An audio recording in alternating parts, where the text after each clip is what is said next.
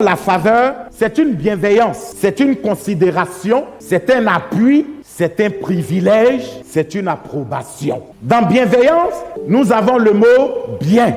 Que faire faveur à quelqu'un, c'est faire du bien à la personne. Donc parlant de la faveur, c'est l'art de manifester un amour, une bonté envers quelqu'un. C'est un art. C'est pourquoi quand on regarde Dieu dans ses œuvres, Dieu, c'est un artiste.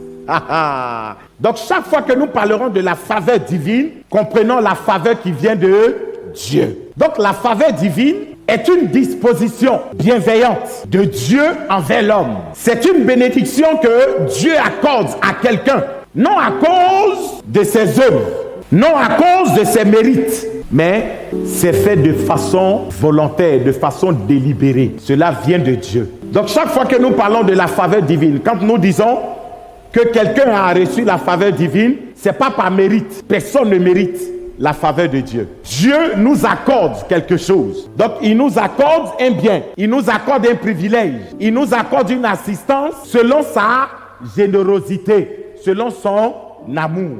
Donc personne ne mérite la faveur de Dieu. C'est simplement un acte de générosité. Mais un acte de générosité fait avec amour. Et je peux même dire, le premier acte de générosité, la première faveur que nous avons reçue du Seigneur, c'est Jésus-Christ. Parce qu'en temps normal, on n'a rien fait. Tu n'as rien fait.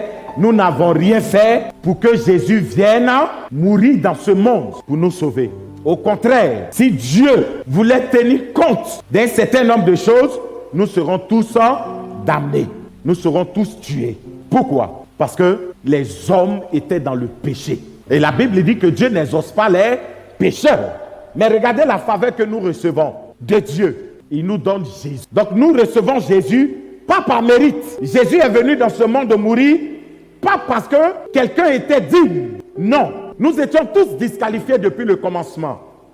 À cause du péché, à cause de nos iniquités. Mais selon Ésaïe, il est dit que c'est à cause de nos iniquités que Christ a souffert à la croix. C'est pourquoi vous voyez en Jean 3,16, il est dit, car Dieu a tant aimé le monde qu'il a donné son Fils unique, Jésus, afin que quiconque croit en lui ne périsse point, mais ait la vie éternelle. Donc par amour, Dieu va agir à notre égard, parce qu'il a vu que s'il ne faisait rien, nous serons tous perdus. Donc la présence de Christ, le don de Jésus, était un acte de bienveillance de la part de Dieu. C'est pourquoi je veux dire à quelqu'un, considère ce don, considère ce cadeau. Donc lorsque nous parlons de la faveur divine, nous devenons éligibles à la faveur divine le jour où nous acceptons Jésus comme Seigneur et Sauveur. Mais pour recevoir aussi de Dieu, il faut être dans certaines dispositions, dans certaines positions. Lorsque nous parlons de la faveur se demande. C'est pourquoi vous verrez que souvent, on peut se tenir devant quelqu'un, on lui dit, fais-moi faveur. Mais quand on dit à la personne, fais-moi faveur, nous lui demandons quelque chose que nous ne méritons pas. Nous lui demandons quelque chose qu'en temps normal, nous ne devrons pas recevoir. Donc, il nous l'accordera de façon généreuse. Il nous l'accorde gracieusement. Donc, la faveur se demande. La Bible dit que si vous manquez de sagesse, ça c'est Jacques qui le dit, demandez-le à Dieu sans douter et il vous l'accordera. Et il a encore dit, demandez et l'on vous donnera. Cherchez, vous trouverez. Frappez, on vous ouvrira. Donc la faveur se demande et elle s'accorde. Donc si les hommes sur cette terre font faveur à leurs semblables, regardons Dieu. Qu'est-ce que Dieu ne peut pas faire? Lorsque nous parlons de la faveur divine, nous avons dit que c'est une disposition bienveillante, mais qui en réalité est un avantage pour nous, car elle nous donne d'être là où nous ne devrons pas être. Elle nous donne d'avoir ce que nous ne devrons pas avoir. Elle nous met à des positions, elle nous met à des sommets, des choses qu'en réalité, nous pouvons dire impossibles. Allons avec le premier point. La faveur est inconditionnelle. Donc quand nous parlons de la faveur inconditionnelle de Dieu, c'est quand Dieu nous donne ce que nous ne méritons pas. La Bible dit ceci, qu'as-tu reçu qui ne t'a pas été donné du ciel? donné. C'est un don. Donc en réalité, nous ne méritons rien. Je peux même dire à quelqu'un, la position que tu occupes aujourd'hui, tu ne la mérites pas. Vous savez pourquoi? C'est pas par mérite. Parce qu'il y a des personnes meilleures que nous, plus intelligentes que nous, plus sages, plus diplômées que nous, mais qui n'ont pas notre position. Et ça, c'est très important. Ne dis pas que c'est parce que j'ai rempli les conditions que Dieu me demande, c'est pourquoi aujourd'hui, je suis favorisé. Dieu l'accorde gracieusement. Si nous, en tant que croyants, en tant qu'enfants de Dieu, nous comprenons ça, nous serons animés d'humilité. Pourquoi le plus souvent les gens sont orgueilleux? Parce qu'ils pensent qu'ils sont là où ils sont par mérite. Souvent, quand vous entendez des orgueilleux parler, ils vous diront, mais Dieu, je suis ce que je suis par mon intelligence. Mais c'est qu'ils oublient, l'intelligence même vient de Dieu. Il dit, je suis là où je suis parce que j'ai réussi à l'école.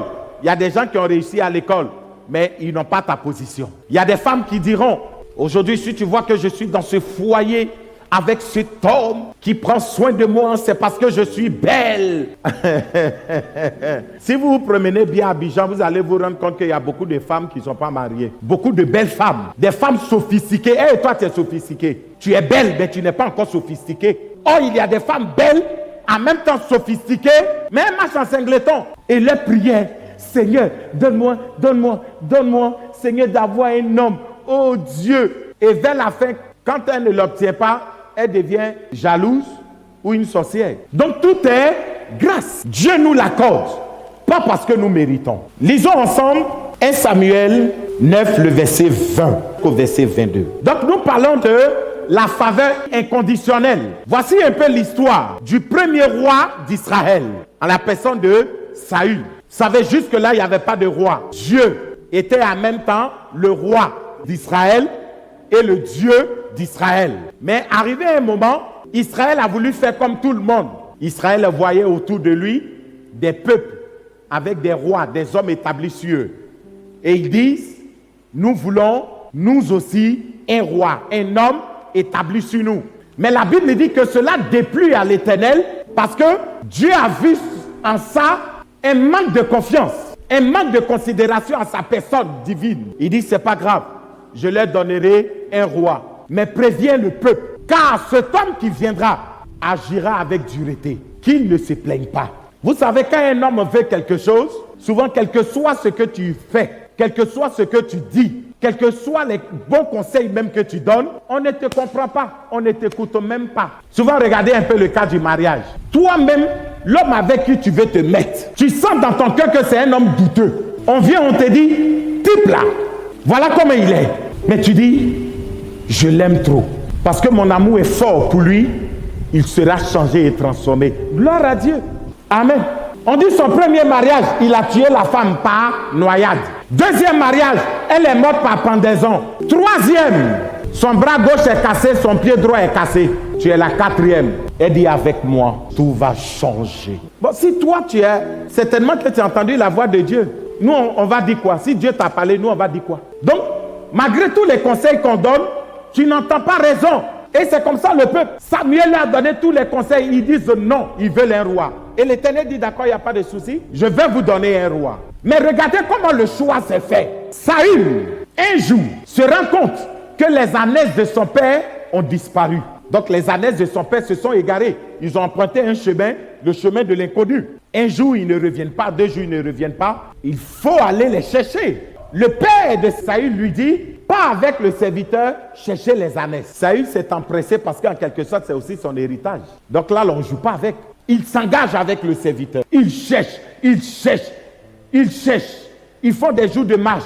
Ils ne trouvent pas les ânesses. Et ils arrivent sur le territoire où se trouve Samuel. Et le serviteur lui dit, il y a dans la ville ici un prophète, allons le consulter. C'est tellement qu'il nous dira où se trouvent les ânesses. Mais allons avec des offrandes. Il rencontre le prophète Samuel. Pendant que Saül s'inquiète pour les ânesses de son père, le prophète est serein. Il lui dit, ne t'inquiète pas pour les ânesses parce que depuis 3 jours, les ânesses ont été retrouvées. Mais en quelque sorte, Dieu t'a attiré ici Parce que sa faveur t'a localisé. Pendant que tu dis bien fort Amen, la faveur de Dieu te localise ce matin. Regardez, c'est comme souvent, il y a des problèmes dans notre vie, des difficultés dans notre vie. Nous cherchons la solution sans la trouver. Et nous entendons parler de Jésus. On nous dit, si tu viens à l'église, tu trouveras la solution à ton problème. Mais vous allez voir que le plus souvent, l'Éternel a permis que cette situation arrive pour t'attirer à lui. On te licencie. Tu as vu toutes tes connaissances, c'est zéro. Et à la fin, tu décides de te donner au Seigneur, de venir à l'église, de venir rencontrer l'homme de Dieu, pour que l'homme de Dieu prie, afin que tout se règle dans ta vie. Mais qu'est-ce que l'Éternel a fait? Il t'attire ainsi, parce qu'il a quelque chose de plus grand pour toi. Pendant que Saül s'inquiète pour les ânesses, il ne savait pas qu'en route, il allait trouver quelque chose de plus grand. Il ne savait pas qu'il allait rencontrer une bénédiction plus grande même que les ânesses, la royauté. Il y en a qui sont venus, ils veulent la guérison. Seigneur, guéris-moi, Seigneur, guéris-moi. Mais si tu peux entendre la voix de Dieu, il te dit, je veux faire plus que la guérison dans ta vie. Plusieurs ont été sauvés ainsi. Il y en a même quand ils vont à l'église, c'est pour chercher femme. Vrai ou faux? Ils se rendent compte que vers la fin, c'est le salut qu'ils ont eu. Dieu a quelque chose de plus grand pour nous. C'est pourquoi ne nous inquiétons pas de ce qui prévaut en ce moment. Dieu a meilleur. Seigneur, voici ma situation. Seigneur, voici mon problème. Il dit, ce que tu cherches t'a été déjà accordé. Mais Dieu te dit aujourd'hui que en fait le roi qu'il cherche, c'est toi. C'est ainsi que Saül a été choisi comme roi. Est-ce que Saül a fait quelque chose d'extraordinaire? Dites-moi. Il n'a rien fait d'extraordinaire. La faveur de Dieu l'a localisé et est tombée sur lui. Il est devenu roi en Israël. Il a occupé la plus haute fonction dans le royaume. Saül n'a rien fait. C'est pas parce que Saül le méritait. La preuve en est que vous allez voir quand vous lisez la suite, pendant qu'ils étaient en train de festoyer, on cherchait Saül. Mais où on a retrouvé Saül? Dans les bagages. Pourquoi? Parce qu'il se sentait incapable. Il se sentait indigne. Personne n'est digne à la faveur de Dieu. Mais c'est une grâce qui t'est accordée. Et je prie que, à partir de ce mois, que la faveur de Dieu te localise et t'atteigne au nom de Jésus. Que tu sois un candidat à la faveur de Dieu. Au nom de Jésus. Mais David aussi n'a rien fait. Je le dis, j'insiste là-dessus parce que souvent nous les chrétiens, nous pensons que ce n'est pas mérite que nous devrons obtenir certaines choses. Ce n'est pas mérite que nous sommes bénis. Non! C'est une faveur, c'est une grâce. Quand Dieu a disqualifié Saül, automatiquement il a dit au prophète Samuel, Saül fait trop de bêtises. Saül désobéit trop. Je le disqualifie et je me trouve un homme selon mon cœur, David. Il envoie le prophète Samuel dans la maison d'Isaïe. Il dit, va me oindre le prochain roi, celui-là que j'ai choisi. Souvent nous pleurons alors que nous sommes le choix de Dieu. C'est une affaire de patience. C'est une affaire de temps. Souvent nous nous lamentons alors que nous sommes le choix de Dieu. Mais ce choix sera manifesté un jour. Quand le temps arrivera, tu comprendras que tu as été le choix de Dieu depuis longtemps. C'est pourquoi l'Éternel, il a dit à Jérémie, il dit Jérémie, c'est pas maintenant que je t'ai choisi. Depuis, avant même que tu ne sois dans le sein de ta mère, je t'avais déjà choisi et je t'avais consacré comme prophète. Waouh! Et je peux dire à quelqu'un qui est assis aujourd'hui ici, certainement qu'il y a un choix de Dieu. Tu es le choix de Dieu, quelque part. Dieu a établi que certainement en 2021, la personne qui doit être élevée dans la famille Koudou, c'est toi. La personne qui sera honorée dans la famille Kouassi, c'est toi. Aujourd'hui, tu peux ne pas le savoir, mais tu es le choix de Dieu. David ne savait pas. Dis, il ne savait pas. Il était où? Derrière le troupeau de son père. Comme d'habitude, il suivait le troupeau de son père. Mais il ne savait pas que le ciel avait décidé quelque chose pour lui. C'est pourquoi je te dis, même si tu n'as pas encore entendu la voix de Dieu, ne te méprise pas. J'ai dit que lorsque nous acceptons le Seigneur Jésus, nous devenons éligibles à la faveur divine. C'est-à-dire nous entrons dans le plan de Dieu, devenant ainsi enfants de Dieu, l'Éternel prendra soin de nous. Souvent on pleure pour rien, on se lamente pour rien. Est-ce que le Seigneur a déjà honni quelqu'un? Si, souvent, il nous honnit. Oh Seigneur, tu ne m'aimes pas. Oh Seigneur, tu m'as rejeté. Oh Seigneur, tu m'as abandonné. Seigneur, regarde la situation, j'ai commencé à crier à toi. Mais tu ne l'as pas arrêté. Seigneur, si c'est comme ça, moi, je jette l'éponge dans la vie chrétienne. Seigneur, tu aimes tout le monde, sauf moi. Et puis on se rend compte que quelques temps plus tard, on est exaucé. Ce qu'on a demandé là, Dieu nous a donné et puis il nous a bien donné ça. Qui a déjà eu honte? On est nombreux dedans. Parce que l'homme, c'est l'homme. Je peux même prendre le cas même de mon fils Sylvain. Il a fini son BTS. Il n'y a pas de travail. Il tourne. Il n'y a pas de travail. Il est venu me vendre 2 à 3 reprises, non? Vers la fin, il a dit 4e reprise, il a le chassé. Ah, je ne comprends pas, j'ai fini depuis là, il n'y a pas d'emploi, il n'y a pas de travail. Oh, le nom dit dedans, avec ça, je me suis donné au Seigneur, je sais Dieu dans sa maison. Souvent, on ne dit pas ça. Je sais Dieu dans sa maison. Et puis, moi, j'ai fini, les païens même travaillent. Moi-même, qui suis le responsable du service d'ordre. Il n'y a rien. Il est venu une fois, il dit, ça va aller. Une deuxième fois, il dit, ah, ça va aller. Aujourd'hui, là, il travaille jusqu'à lui-même, il est fatigué. Souvent, les dimanches même, on le programme. Il dit, mais pourquoi tu n'es pas venu le dimanche? Il dit, on travaille. Il dit, tu vois. Donc, souvent, on se plaint pour rien. On plaint on se lamente pour rien. Alors que le ciel a déjà établi quelque chose pour nous. Il dit, va dans la maison d'Isaïe. Je me suis choisi quelqu'un. Mais quand vous regardez, David n'est pas le premier-né des fils d'Isaïe. Je veux dire à quelqu'un ce matin, la faveur de Dieu ne respecte pas le droit d'aînesse. La faveur de Dieu ne respecte pas tes diplômes. La faveur de Dieu s'en fout de tes diplômes. La faveur de Dieu s'en fout de tes relations. Frère, Dieu t'accorde, pas parce que tu mérites, mais il t'accorde selon sa souveraineté. Écoutez, quand Dieu te bénit, ce n'est pas parce que tu mérites, mais il te bénit afin que ton entourage témoigne que ton Dieu est grand. Waouh! On dit avec moi ce matin, oh Dieu, que mon entourage te reconnaisse, t'élève et te célèbre. Quand Dieu agit, c'est pour que la gloire soit à lui. D'abord, même si tu es un bénéficiaire de la faveur. Bon là, écoutez, j'ai un bac plus 5 et je sais que le bac plus 5 est recherché. Frère, il y en a, ils ont bac plus 20, ils ont cheveux blancs, sans travail. Il y en a, ils ont bac plus 7, ils gèrent cabine.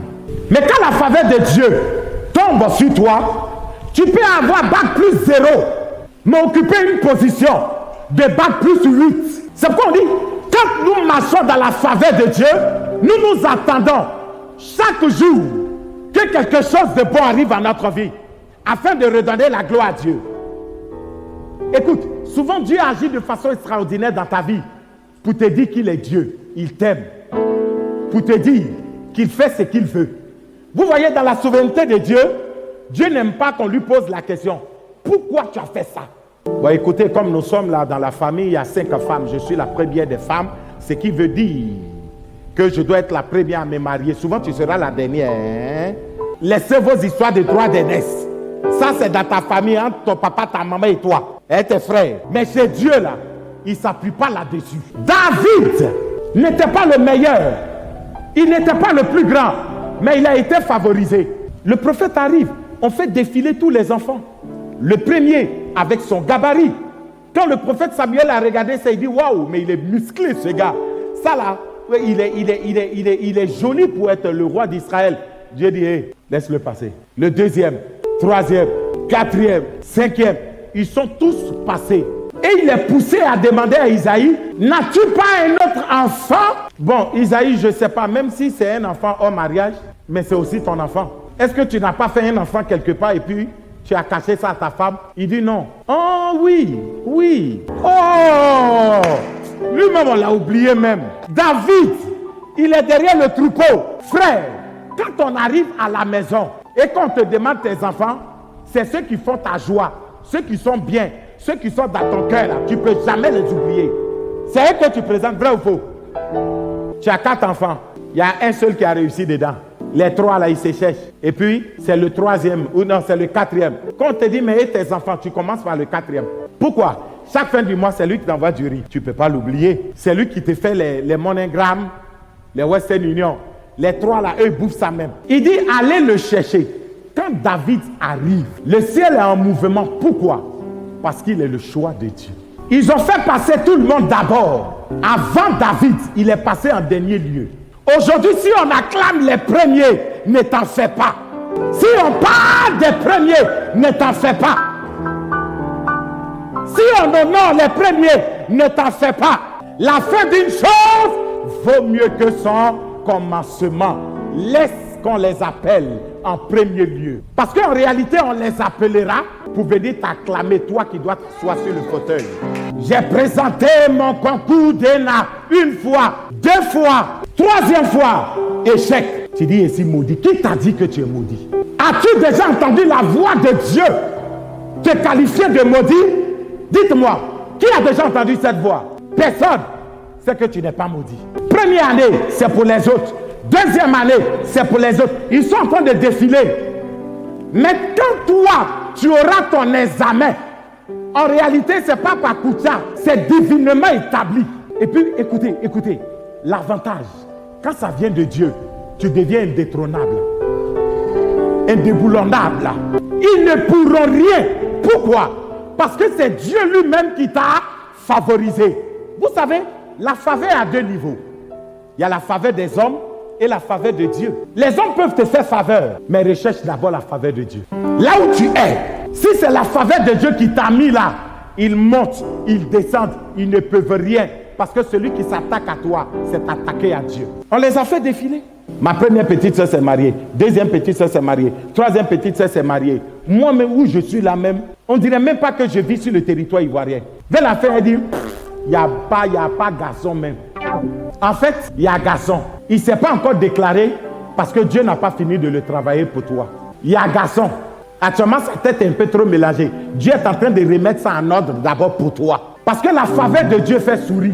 La faveur de Dieu donne du respect. La faveur de Dieu donne de l'honneur. La faveur de Dieu t'établit au-dessus des autres. Elle s'est mariée après. C'est pour que tu vois comment on organise le mariage. Elle s'est mariée alors. C'est pour voir ses imperfections, pour les corriger dans pour toi. Mais le jour, ça va rouler comme ça. Hey! Le jour, ça va tourner. Tourner. Dis avec moi, tourner. Tourner. Et tomber sur toi, tu seras le plus heureux, la plus heureuse. C'est tout. La différence va se situer au niveau de ce qui vient de Dieu et de ce qui vient des hommes. La faveur divine, ne jouez jamais avec. David n'a rien aussi fait. David n'était pas capable. Il y avait plus intelligent que David, mais c'est tombé sur lui.